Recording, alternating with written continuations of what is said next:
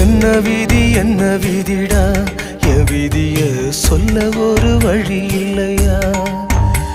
அட என்ன சொல்லடா சொந்தம் சொல்ல ஒரு கதி இல்லையா?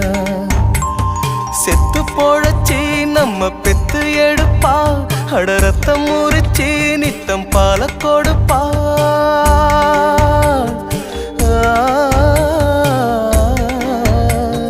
செத்து போழச்சி நம்ம பெத்து எடுப்பா, அட ரத்தம் முறிச்சி நித்தம் பால கொடுப்பா.